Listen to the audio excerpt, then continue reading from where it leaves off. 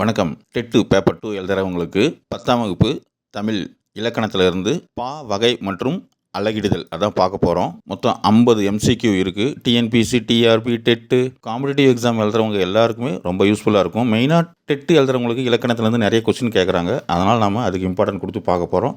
10ஆம் வகுப்பு தமிழ் புத்தகத்தில் இலக்கணத்தில் இது கடைசி வீடியோ. ஒன்று, யாப்பு என்பது என்ன? யாப்பு அப்படின்னா செய்யுளினுடைய அமைப்பு தான் யாப்பு அப்படின்னு சொல்லி சொல்கிறோம். செய்யுளினுடைய அமைப்பு யாப்பு. பாருங்க, எழுத்து, அசை, சீர், தலை, அடி, தொடை. மொத்தம் எத்தனை? 6 உறுப்பு. எழுத்து, அசை, சீர், தலை, அடி, தொடைன்னு 6 உறுப்புகளை கொண்டது தான் யாப்பு அப்படின்னு சொல்லி சொல்கிறோம். வெண்பா, ஆசிரியப்பா, கலிப்பா, வஞ்சிப்பா என 4 வகை பாக்கள் உள்ளன. பாக்கள் எத்தனை வகைப்படும்? வெண்பா, ஆசிரியப்பா, கலிப்பா, வஞ்சிப்பான்னு 4 வகை இருக்குது. ஸோ யாப்பு 6 உறுப்புகளை கொண்டது. அது 4 வகை பாக்களை கொண்டது. யாப்பின் உறுப்புகள் எத்தனை? இப்போ தான் பார்த்தோம், 6. 3, கீழ்கண்டதில் யாப்பு உறுப்பல்லாதது. இப்போ தான் நம்ம பார்த்தோம், எழுத்து, அசை, சீரு, தலை, அடி, தொடை 6 உறுப்பு இருக்குது. அப்போது பொருள் அப்படின்னு சொல்லி ஒன்று நம்ம பார்க்கல, அதனால் பொருள் தான் இல்லாதது. 4, பா வகைகள் எத்தனை? பா வகை 4. இப்போ தான் பார்த்தோம், வெண்பா, ஆசிரியப்பா, கலிப்பா, வஞ்சிப்பா அப்படின்னு சொல்லி பா வகை 4 வகைப்படும். ஸோ பா வகை 4. 5, கீழ்கண்டதில் பா வகை அல்லாதது. உரைநடை பா வகை இல்லை. இப்போ தான் பார்த்தோம், வெண்பா, ஆசிரியப்பா, கலிப்பா, வஞ்சிப்பா அது பா வகை. உரைநடை கிடையாது. 6, செப்பல் ஓசை உடைய பா எது? வெண்பா தான் செப்பல் ஓசை உடையது. வெண்பா செப்பல் ஓசை உடையது. செப்பல் ஓசை வெண்பாவிற்குரியது. அறம், கூறும், குறளும், நாலடியாரும் வெண்பாவில் அமைந்துள்ளன. ஸோ குறளும் நாலடியாரும் செப்பல் ஓசை மனப்பாடம் பண்ணிக்கோங்க. குறளும் நாலடியாரும் வெண்பாவில் அமைந்துள்ளது, அது செப்பல் ஓசை. ஸோ செப்பல் ஓசை பார்த்திங்கன்னா வெண்பாவிற்குரியது. 4ம் 2ம் சொல்லுக்குருதி. இதில் 4 அப்படின்றது நாலடியார், 2ன்றது குறள். ஸோ 4ம் 2ம் சொல்லுக்குரியது. அது எந்த பா வகையில் வருது? வெண்பா வகையில் வருது. வெண்பா அப்படின்னா செப்பறதுன்னு ஞாபகம் வச்சுக்கோங்க. செப்பல், வெண்பா ஈஸியாக ஞாபகத்து வந்துடும். அகவல் ஓசை உடைய பா ஆசிரியப்பா. அகவல் ஓசை ஆசிரியப்பா. அகவல் ஓசைக்குரியது ஆசிரியப்பா. பாருங்கள், அகவல் ஓசை ஆசிரியப்பாவுக்கு உரியது. இலக்கண கட்டுக்கோப்பு குறைவாகவும் கவிதை வெளியீட்டுக்கு எளிதாகவும் இருப்பது அகவற்பா என்னும் ஆசிரியப்பா. இந்த லைன் அப்படியே கொடுத்து கேட்டுருவாங்க. இலக்கண கட்டுக்கோப்பு குறைவாகவும் கவிதை வெளியீட்டுக்கு எளிமையாக இருக்கிறது எந்தப்பா அப்படின்னா ஆசிரியப்பா. உங்கள் ஆசிரியர் யாராவது ஞாபகம் வச்சுக்கோங்க, ஈஸியாக ஞாபகம் வந்துடும். ஆசிரியப்பா அகவல் ஓசை. அகவினே பாரு ஆசிரியர் அப்படின்னு ஏதாவது ஈஸியாக ஞாபகம் வச்சுக்கோங்க. ஸோ சங்க இலக்கியங்கள், சிலப்பதிகாரம், மணிமேகலை, பெருங்கதை இது எல்லாமே பார்த்திங்கன்னா அகவற்பாவில் தான் அமைஞ்சிருக்குது. சங்க இலக்கியங்களும், சிலப்பதிகாரம், மணிமேகலை, பெருங்கதை ஆகிய காப்பியங்களும் எதில் வருது? அகவற்பாவில் வருது. அகவற்பா ஆசிரியப்பா. அகவல் ஓசை உடையது ஆசிரியப்பா. ஸோ துள்ளல் ஓசை உடைய பா எது? கலிப்பா. களி ஞாபகம் வச்சுக்கோங்க. களி, வீட்டில் களி சாப்பிட்றோம் இல்லைங்களா, அது கலிப்பாவை ஞாபகம் வச்சுக்கோங்க. களி துள்ளல் ஓசை. ஸோ செய்யுளில் இடையிடையே உயர்ந்து வருவது துள்ளல் ஓசை. இது கலிப்பாவுக்கு உரியது. தூங்கல் ஓசை உடைய பா வஞ்சிப்பா. வஞ்சிட்டாங்க அதனால் தூங்கிது அப்படின்னு ஞாபகம் வச்சுக்கோங்க. வஞ்சிப்பா தூங்கல் ஓசை, தூங்குது.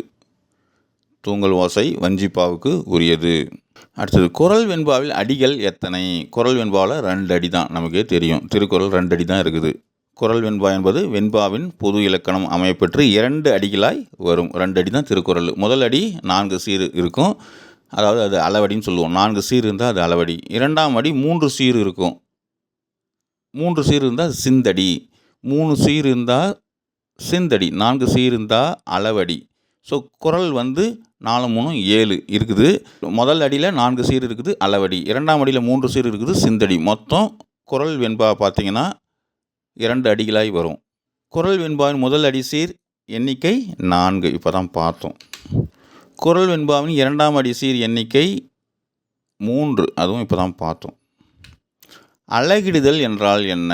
செய்யுள் அமைப்பை பிரித்து காண்றது தான் அலகிடுதல். அலகிடுகிறோம், பிரித்து அலகிடுறோம், அதுதான் அலகிடுதல். ஸோ செய்யுளின் சீரை அசை பிரித்து நேரசை நிறையசை என்று பகுத்து காண்பது தான் அலகிடுதல். ஸோ அலகிடுதல்னால் என்னென்னா, செயலுடைய சீரை அசை பிரித்து நேரசை நிறையசை அப்படின்னு சொல்லி பிரிச்சுக்கிறோம். ஸோ அலகிடுதல் என்பது சீரை பிரித்து அசை பார்த்து அசைக்கேற்ற வாய்ப்பாடு காணுதல் தான் அலகிடுதல். சீரை பிரித்து அசை பார்க்குறோம். என்ன அசை? நேரசை நிறையசைன்னு அசை பார்க்குறோம். அதுக்கு வாய்ப்பாடு கொடுக்கணும். என்னென்ன வாய்ப்பாடுன்னு இருக்குது. ஸோ அதுக்கு பேர் தான் அலகிடுதல் அப்படின்னு பேர். ஸோ அசை வகைகள் எத்தனை? 2. நேரசை நிறையசை. அசை வகைகள் என்ன? நேரசை நிறையசை. இப்போ தான் பார்த்தோம். நேரசை என்றால் என்ன? ஒரு எழுத்து இருந்தால் அது நேரசை. நிறையசை என்றால் என்ன? 2 எழுத்து சேர்வு நிறையசை. 18. குறில் மாத்திரை மதிப்பு. குறிலுக்கு 1 ஒரு மாத்திரை அளவு. நெடில் மாத்திரை மதிப்பு 2. நெடில் மாத்திரை மதிப்பு 2. சீர் என்பது அசையினுடைய தொகுப்பு தான் சீர். அசையினுடைய தொகுப்பு சீர். அசையினுடைய தொகுப்பு சீர். சீர் கொண்டு வராங்க, அசைஞ்சினே எடுத்துன்னு வராங்க, சீர் எடுத்துன்னு வராங்க அப்படின்னு ஞாபகம் வச்சுக்கோங்க. தலை என்பது அடிகளினுடைய இணைப்பு தான் தலை. அடி இணைப்பு தலை. அடியில் இருக்கிறத இணைக்கிறத நம்ம தலை அப்படின்னு ஞாபகம் வச்சுக்கோங்க. வெண்பா வகைகள் எத்தனை? வெண்பா வகைகள் 5 வகைப்படும். வெண்பா வகை 5 வகைப்படும். பாருங்கள், குரல் வெண்பா, சிந்தியல் வெண்பா, நேரிசை வெண்பா, இன்னிசை வெண்பா, பற்றொடை வெண்பா. மொத்தம் 5 வகை வெண்பா. குரல், சிந்தியல், நேரிசை, இன்னிசை, பற்றொடை வெண்பா 5 வகைப்படும். எப்படி மனப்பாடம் பண்ணிக்கிறீங்களோ பண்ணிக்கோங்க. கீழ்கண்டதில் வெண்பா வகை அல்லாதது. இப்போ தான் பார்த்தோம். நிலை மண்டிலது வெண்பா வகை கிடையாது. குரல் வெண்பா, சிந்தியல் வெண்பா, நேரிசை வெண்பா, இன்னிசை வெண்பா, பற்றொடை வெண்பா, இதெல்லாம் வெண்பாவினுடைய வகைகள். 24. ஆசிரியப்பா வகை அல்லாதது.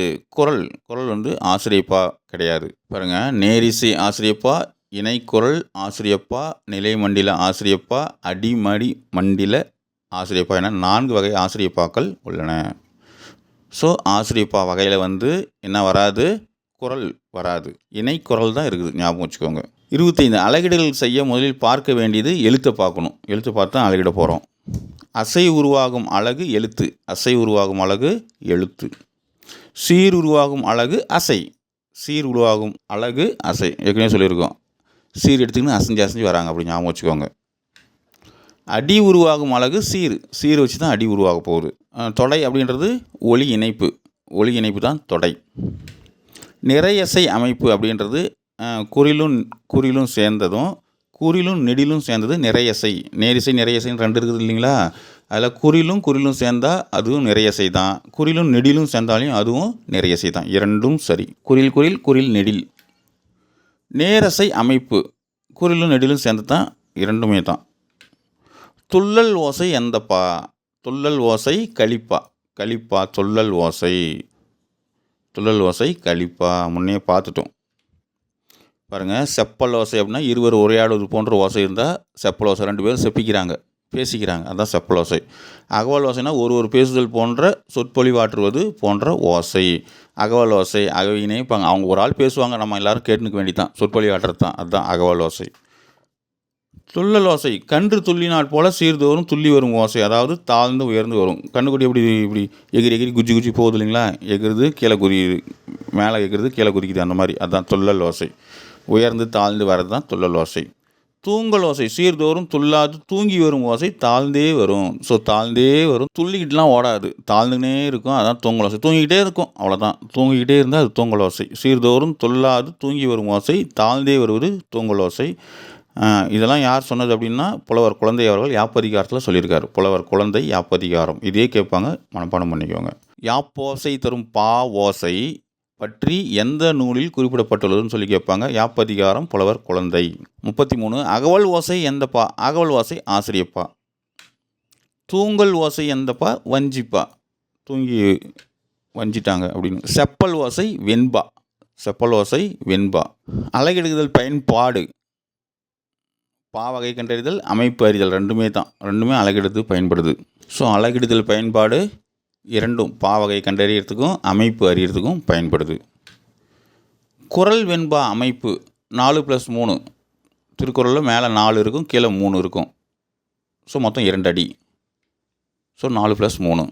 அசையின் அடிப்படை எழுத்து. யாப்பு எதனை சார்ந்தது? யாப்பு அமைப்பை சார்ந்தது. யாப்பு அமைப்பை சார்ந்தது. அடி என்பது ஒரு வரி தான் ஒரு அடி. திருக்குறள் 2 அடி. தலை இணைப்பது அடி. தலையும் காலை அடியும் இணைக்குது. ஏற்கனவே பார்த்துருக்குறோம். அடி வந்து தலையை இணைக்குது அப்படின்னு சொல்லி. தலை இணைப்பது அடி.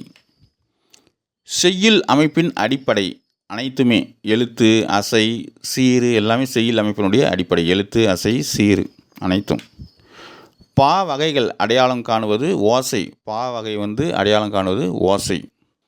குரல் வெண்பா முக்கியம் ஏன்? அனைத்துமே குறுகியது, எளியது, அதிகம் கேட்கப்படும். ஸோ எளிது. திருக்குறள் எப்பவுமே எளிமையாக தானே இருக்கும்.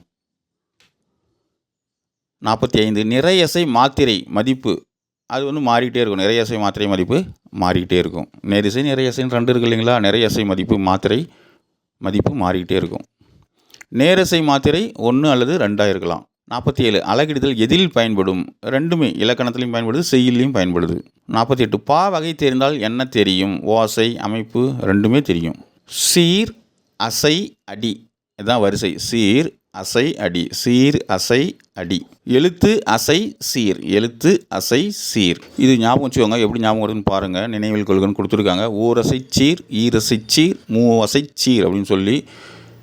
நேர் அப்படின்னா 4, நிறைனா மலர். நேருனா 4, நிறைனா மலர். அது மட்டும் ஞாபகம் வச்சுக்கோங்க மெயினாக ஓரசை சீரில். நேருக்கு நேர்பு அப்படின்னா காசு. நிறைக்கு நிறைவு பிறப்பு.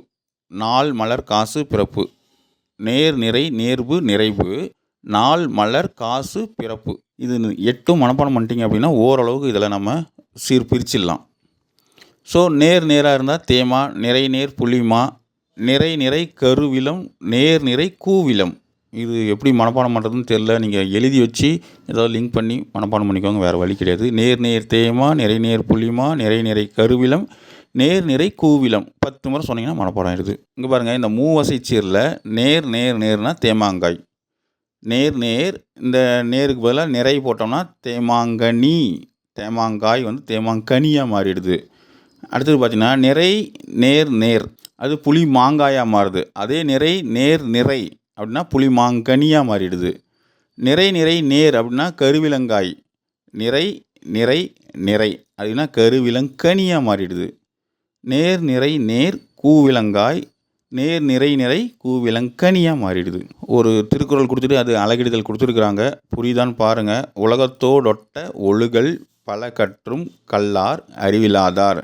இது வந்து 10ஆம் வகுப்பு புத்தகம் அப்படின்றதுனால எடுத்தோன்னே இப்படி கொடுத்துருக்காங்க. இதுக்கு முன்னாடி 9th 8thலேயே வந்து அலகிடுதல் அப்படின்னு சொல்லி எப்படி சீர் அசைவ அதெல்லாம் பிரிக்கிறது அப்படின்னு சொல்லி கொடுத்துருக்காங்க. நம்ம 9th 8th பார்க்கும்போது பார்க்கலாம். அதை இப்போதைக்கு சும்மா என்னென்னு மட்டும் பார்த்துக்கோங்க. உலகத்தோ அதை வந்து உலகத்தோ நிறை நேர் நேர் புளி மாங்காய், டொட்ட நேர் நேர் தேமா, ஒழுகல் நிறை நேர் புளிமா, பல கற்றும் நிறை நேர் நேர் புளிமாங்காய், கல்லார் நேர் நேர் தேமா, அரி விழா நிறை நிறை கருவிலம், தார் அது நேரு 4. அடுத்தடுத்து வரக்கூடிய வீடியோவில் அந்த 9th 8th இருக்கக்கூடிய அலகிடுதல் நம்ம பார்த்துட்டு இதை வேணால் கூட பார்த்தோம்னா நமக்கு ஈஸியாக புரியும். 10th இலக்கணம் முடிச்சிருக்கிறோம். அடுத்த வீடியோவில் நம்ம 9th இலக்கணம் பார்க்கலாம். இந்த வீடியோ உங்களுக்கு பிடிச்சிருந்தா ஒரு லைக் போட்டுவிடுங்க. நம்ம சேனல் இன்னும் சப்ஸ்கிரைப் பண்ணாமல் இருந்தால் சப்ஸ்கிரைப் பண்ணுங்கள். இந்த வீடியோ 10ஆம் வகுப்பு படிக்கக்கூடிய மாணவர்களுக்கு கூட ரொம்ப யூஸ்ஃபுல்லாக இருக்கும். அதே மாதிரி டிஎன்பிஎஸ்சி, டெட்டு, டிஆர்பி போட்டித் தேர்வு எழுதக்கூடிய அனைத்து மாணவர்களுக்குமே இந்த வீடியோ ரொம்ப பயனுள்ளதாக இருக்கும். அவங்களுக்கு ஷேர் பண்ணுங்கள். அடுத்த வீடியோவில் பார்க்கலாம். நன்றி.